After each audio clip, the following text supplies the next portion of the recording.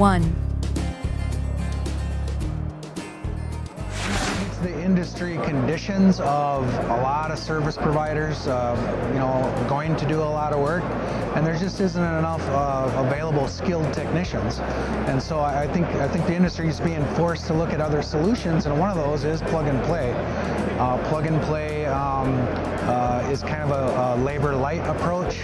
So what that means is, lower skilled technicians to do, some of those jobs. Now, we're not saying, we're trying to eliminate the splicer's job or the higher skilled technicians, but we are moving into an area, especially in the last mile, where it doesn't make a lot of sense to send a highly skilled technician in to do a single fiber drop.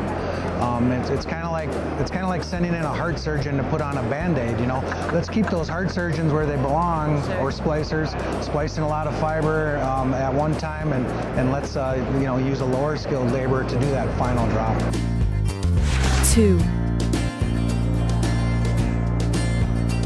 And we've been doing this for quite a while, in that, we developed our cassette product in 2008, and we had plug and play in mind. Now, initially, it was deployed in splicing applications, but we were ready for plug and play with MPO solutions and so forth. So it's not that plug and play hasn't been around for a while, but our approach, not only does it make it easier for the contractor to deploy, it's not as labor intensive, but if we go back a little bit farther into the planning and engineering side of things, it's more forgiving from an engineering perspective. So we make the job easier for the engineer as well.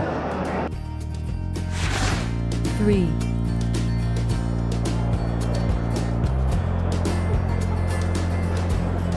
The CFO, right? Because we're, if 70% of traditional network builds is labor, and so if we can, you can beat on me all day long for 20% cost reductions, but eventually I can't get there. I can't sell you the product for zero.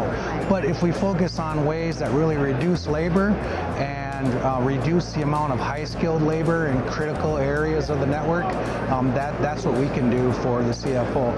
And I mentioned engineering. It's more forgiving, and then the contractor, because our products are so intuitive, and because we help them reduce the cost of labor, we are actually helping them meet their lead times as well. 4. Asking the right questions, not overcomplicating things, looking at the labor content of a solution. And so every product that we've ever developed has always had input from our customers, the contractors, the engineers, and the people doing the work in the field. And so we've always taken a unique approach. We haven't cheated, but we haven't always played by the rules that the industry has set in the industry. And so we always ask why, and we always question why we're doing it this way. And so I think we've developed a pretty nice product offering that is scalable, it's modular, it's highly configurable, and addresses all the unique needs that we're starting to see in the industry. 5. Reducing the cost of labor, right? And so, a plug-and-play approach gets you there. But plug-and-play isn't just, a box with an MPO on it. It still has to be flexible. It still has to be modular. It has to be intuitive, because this is just a bunch of Legos that we're, assembling together. And we do it in a unique way.